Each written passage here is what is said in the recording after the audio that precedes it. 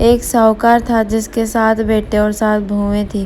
दिवाली से पहले कार्तिक अष्टमी को सातों बहुएं अपनी इकलौती ननंद के साथ जंगल में जाकर खदान में मिट्टी खोद रही थीं। वहां स्याऊ की मान थी। मिट्टी खोदते समय ननंद के हाथ में स्याऊ का बच्चा मर गया। इससे स्याऊ माता बहुत नाराज हो गई और बोली, मैं तेरी कोख बांधूंगी।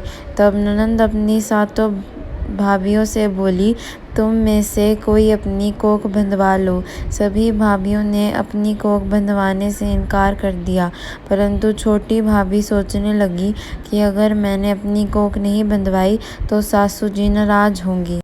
यह सोचकर ननंद के बदले में छोटी भाभी ने अपनी कोख बंधवा ली। अब इसके बाद उसको जो बच्चा होता वह 7 दिन का होकर मर जाता।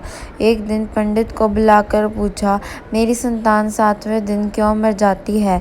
तब पंडित ने कहा, तुम सरही गाय की सेवा करो।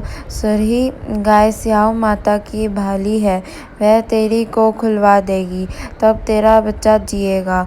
अब वह बहुत जल्दी उठकर चुपचाप सुरही गाय के नीचे साफ सफाई कर आती। सुरही गाय ने सोचा, रोज उठकर कौन मेरी सेवा कर रहा है, सो आज देखूंगी। गौ माता खूब सवेरे उठी, देखती है कि साहूकार के बेटे की बहू उसके नीचे साफ सफाई कर रही है। गौ माता उससे बोली, क्या मांगती है? साहूकार की बहू बोली, स्याऊ माता तुम्हारी भाईली है और उसने मेरी कोख बांध रखी है, सो मेरी कोख खुलवा दो। गौ माता ने कहा, अच्छा ठीक है। अब तो गौ माता समुद्र पार साहूकार की बहू को अपनी भाईली के पास लेकर चल पड़ी। रास्ते में कड़ी धूप थी, सो वह दोनों एक पेड़ के नीचे बैठ गई। थोड़ी देर में एक सांप आया। उसी पेड़ पर गरुड़ पंखनी का एक बच्चा था। सांप उसको डसने लगा। तब साहूकार की बहू ने सांप मारकर डाल के नीचे दबा दिया और बच्चे को बचा लिया। थोड़ी देर में गरुड़ पंखनी आई तो यहाँ खून देखकर साहूकार की बहू को चोंच मारने लगी। तब साहूकार की बहू बोली, मैंने तेरे बच्चों को नहीं मारा, बल्कि सांप तेरे बच्चे के करीब आया था।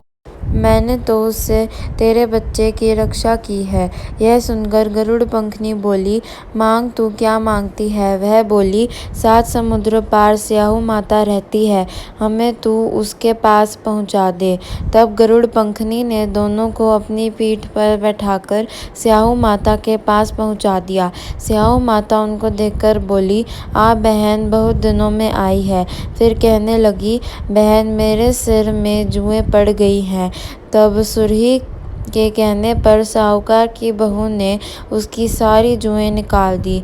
इस पर स्याऊ माता प्रसन्न होकर बोली, तूने मेरे सिर में बहुत सलाई घेरी है, इसलिए तेरे 7 बेटे और 7 बहू होंगी। वह बोली, मेरे तो एक भी बेटा नहीं, 7 बेटे कहाँ से होंगे? स्याऊ माता बोली, वचन दिया है। तब साहूकार की बहू बोली, मेरी कोख तो तुम्हारे पास बंद पड़ी है। यह सुन स्याऊ माता बोली, तूने मुझे ठग लिया। जा, तेरे घर पर तुझे 7 बहुएं मिलेंगी, तू जाकर उजमन करियो। 7 अहोई बनाकर 7 कढ़ाई करियो। वह लौटकर घर आई तो वहाँ देखा कि 7 बेटे 7 बहू बैठे हैं। वह खुश हो गई। उसने 7 अहोई बनाई, 7 उजमन किए और 7 कढ़ाई करी। शाम के समय जेठानियों आपस में कहने लगी कि जल्दी जल्दी पूजा कर लो, कहीं छोटी बच्चों को याद करने न रोने लगे।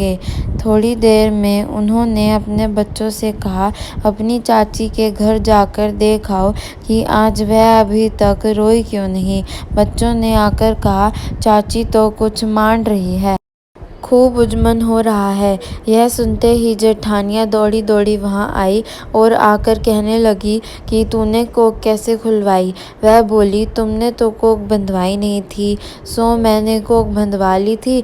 अब स्याऊ माता ने कृपा करके मेरी कोख खोल दी है। हे स्याऊ माता, जिस प्रकार उस साहूकार की बहू की कोख खोली, उसी प्रकार हमारी भी कोख खोलना।